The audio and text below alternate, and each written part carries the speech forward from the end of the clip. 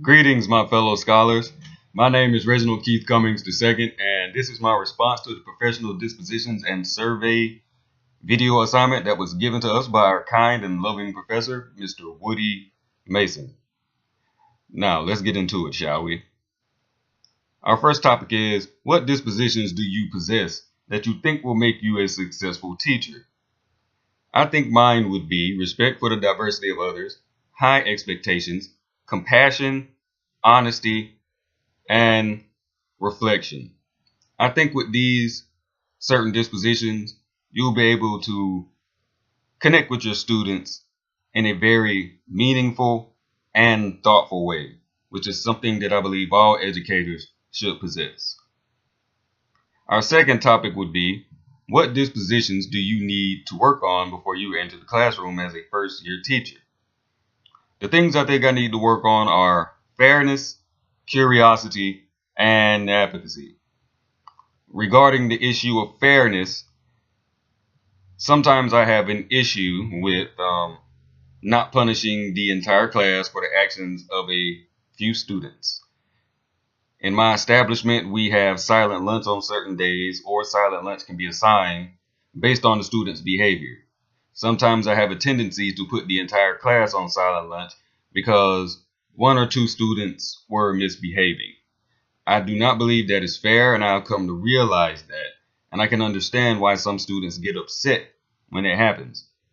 I believe what I need to work on is singling out the students that were causing the disruption and just having them undergo certain circumstances and not the entire class, because it is not the entire class's fault.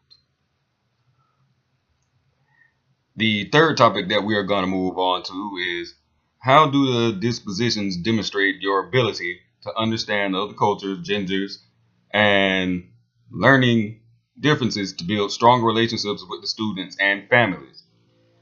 How do you avoid potential bias, and how can it affect your teaching?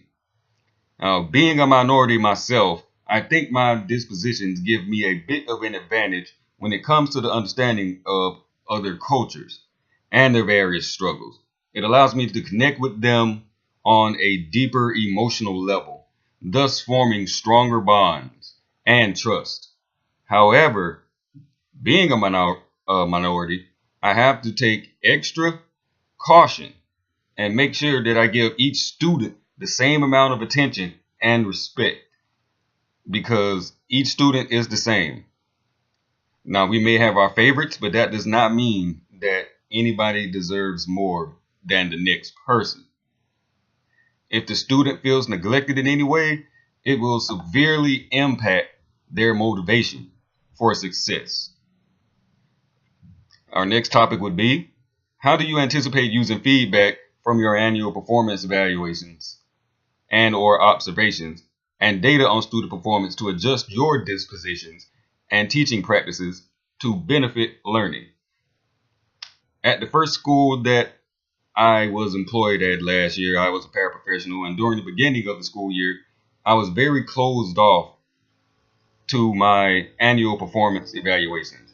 I thought I knew everything, and I thought I was very good at what I did. However, getting back my first good review, I found that the advice from my previous two reviews had made my job much easier.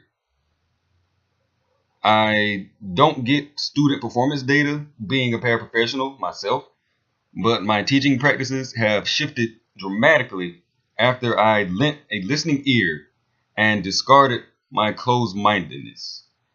I think this will be very beneficial to not only myself, but my students as well.